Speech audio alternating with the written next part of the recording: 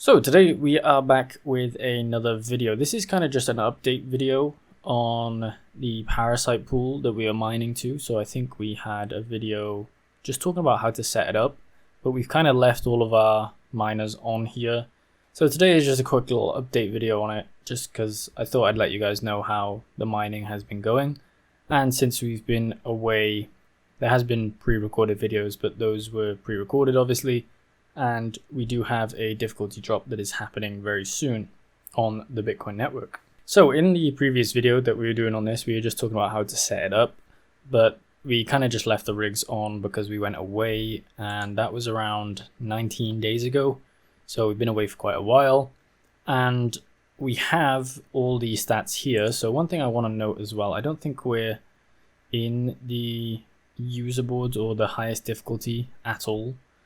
But I also don't know how this loyalty functions. I think it's just daily uptime. So I don't think we're ever going to get to that unless a lot of people come off. If you look here, a lot of people in the top 100 have been 48 days. I don't know if the loyalty bonus also attributes to how much you're going to earn if the pool hits a block as well. But then you also have top difficulties that have been recorded. And I think, so top 100 is 24G. You need above that to get into the top 100 difficulties. Currently the pool hash rate 6.54. There was a massive hash rate spike that we kind of did cover, but it was just around the time that we were going away, so that's why you haven't seen much in terms of updates. But at the time I think the pool or time to find a block was around 30 days, and now it's around 2 years or 3 years technically on average to find a block. And I believe that this is the percentage of time it takes to find a block, maybe. I don't know, somebody can let me know in the comments what this Parasite power actually means. So when we go over to the miners that we have currently running, you can see here best difficulty that we've ever hit on the pool, so been running for, let's just say 19 days, is 8.29. So we're nowhere near that top difficulty or top 100 difficulty, and our hash rate is 17.2 terahash. When we go down here, we have actually a lot of them in the G range, which is really good because we haven't been hitting that too much, at least on the bitaxes, but obviously we have bigger hash rate miners, so they're bound to get bigger difficulties over time. You have the Zyber 8 right there, which is 5.92, the Nerd QX, which is 5.53, then you have the Hex, which is 8.92, so that was hit on the Hex, the highest difficulty. And then we have a Gamma, which is 1.19, another Gamma, I believe, that's what it was named as 1.53, the Supra at 670 million, and then the Max at 4.23G. So we've actually hit quite a lot of our best difficulties on this pool. If you kind of look here, we can see our best difficulties on all of our miners. So this is on the Nerd QX Swarm. We have our original Gamma, which is, it hasn't actually gone past the best difficulty, but the bitaxe Max, that's its best difficulty on Parasite Pool. The bitaxe Supra, that is nowhere near the best difficulty. The AliExpress Gamma is close to its best difficulty. And then we have the Nerd QX++, which is 5.53. And then obviously the bitaxe Max, which is definitely its best difficulty. And I believe that this Zyber 8, even though the uptime is only 9 hours, it has been running. So they did reset, but that was 5.92G. And if we look here, it gives us 5.92. So most of our best difficulties on our miners, or at least our newer ones, have been hit on this pool. And for some reason, the Nerd QX and the bitaxe Max both had 2 weeks uptime, but I'd expect it to be at least 3 if we were running them on the pool. And then these older bitaxes have a week, which leads me to believe that they actually, maybe a power reset, something happened whilst I was away, because they all reset at the same time, it looks like. And then the Zyber 8 just tends to reset when it wants to. And bearing in mind, these are not heavily overclocked, so I don't really know why they've been resetting themselves. I don't think the Nerd QX or bitaxe Max has actually reset itself, but the others definitely have since we've been away. Now, as we said here, we could have had a bunch of other blocks, which we don't really care about. We only care about the Bitcoin block. And if you haven't watched the how-to video on this, this pool basically pays out the block reward of 1 Bitcoin instead of the 3.125, and then the rest is shared between all the miners on here, depending on the hash rate and shares they submitted. So it's kind of like pool mining merged with solo mining, so you take less risk off of trying to hit a block because you still have that guaranteed 1 Bitcoin, but you also kind of get the advantage of pool mining if a pool does hit a block. That's what I found very interesting about it. I know it's not necessarily strictly solo mining, but we're kind of trying this pool out for a month just to see if it does hit a block, and then maybe we'll rotate over to something else. So in terms of actually hitting a block, obviously we could have had a bunch of other blocks that we'll cover here. So this is on miningdutch.nl, and it just displays all the SHA-256 coins that you can kind of mine with the bitaxe if you wanted to, and then it displays the difficulty here in this row.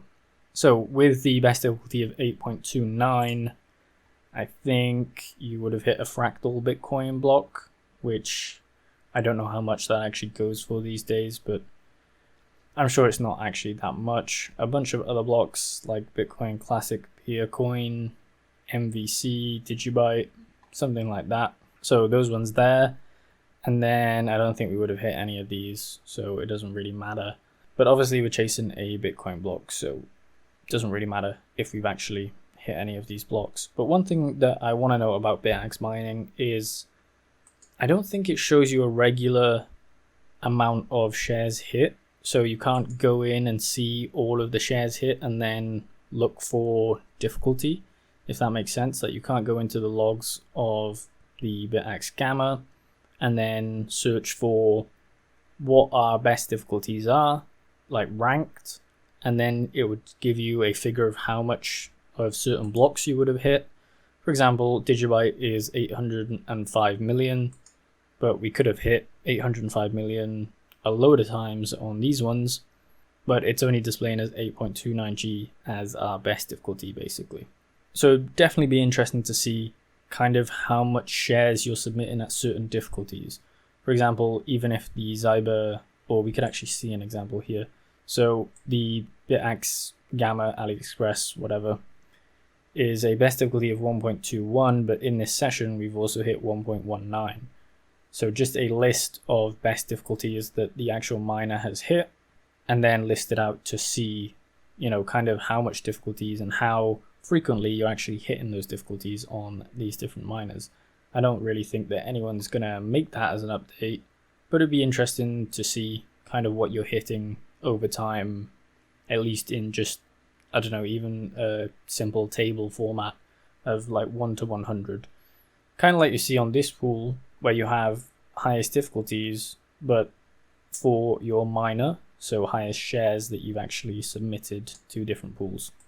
Anyway, so after mining for around 19 days, we obviously had some resets within between, but that's our best difficulty and our total hash rate there. We could push it up to 20 terahash, but I don't really want to overclock any of the machines right now because it's very hot in the country. So we're probably going to have to overclock in the winter instead of right now because it's very hot with all these miners in one room. And then one thing that I also want to talk about in this video is that the expected difficulty on next adjustment is based on the current hash rate, whatever information displays there. But the main thing is that the expected difficulty is going to actually drop. So in theory, we should have more of a chance of a bitaxe hitting a block just because it doesn't have to submit such a higher difficulty. And this is actually a very dramatic drop off in difficulty. If you look at the hash rate chart here, let's actually open up a different one. Let's open up this one because we can actually see it on the full page. But you can see here we dropped from whatever. So we dropped from 1 zettahash, I believe it's called zettahash, all the way down to around 762 exahash. So that's just in the last month, I would say. And then we can kind of scroll it out. So this is a massive drop, and that's what's causing the difficulty adjustment that you're seeing. Because if we go to a Bitcoin difficulty chart like you see here, this is, I believe, Bitcoin difficulty. So it's currently at 112 126. So it happens every fortnight, basically, where the difficulty adjusts. You can see the 121, and then you have 126. But if you scroll this out, this is about to drop to around here, I believe. So around there is what it's about to drop to. So in theory, it's going to be easier to mine Bitcoin because the difficulty is dropping off. And nobody really has an explanation of why so much hash rate has dropped off, because it's still very, very lucrative to mine Bitcoin, pool mining. And the profits aren't necessarily getting squeezed out right now because the price of Bitcoin is so high. But you can see, even going back a year, you can see the change in difficulty. So it was at around 79 and now it's 126. So that's maybe a 50% increase. So within a year, a lot of hash rate has actually hit the network to give that difficulty increase. But as I said, it is dropping off. And then if you have let's click here. Sorry, I didn't realize that that was up there. If you have more hash rate dropping off the network, because you can see here, when we just go into 1 month, the hash rate did drop off the network, which meant it was more profitable to mine Bitcoin. And that's actually around a half in terms of the hash rate drop. So from 1 zettahash all the way down to 600. If it was down to 500, that would have been nearly half of the hash rate dropping off, basically. But you can see it rapidly switched up and came all the way back up to 1 zettahash and then dropped all the way down to 762. So there's definitely a lot of hash rate being pulled off the network. I don't necessarily know where it's coming from, but that is a substantial amount of hash rate that normally doesn't drop off the network that much that you're seeing here. And it just so happens that it aligns with a difficulty adjustment. So if we scroll out, you can kind of see how deep the groove is there compared to the rest of them, because that is a very sharp groove that comes straight off the network. And it's within, I want to say, a time period of, what would you say, that's the 20th, and that comes off on the 24th. So within 4 days, a lot of hash rate has come off the network. I don't really know where it's come from. I don't really know where it's taken off, but it looks like it was put back up right there and then taken off again. So that's kind of just my thoughts and a quick little update on Parasite Pool. This video is very short, but if you have any questions, leave them in the comments below. Make sure you like the video and subscribe for more content like this.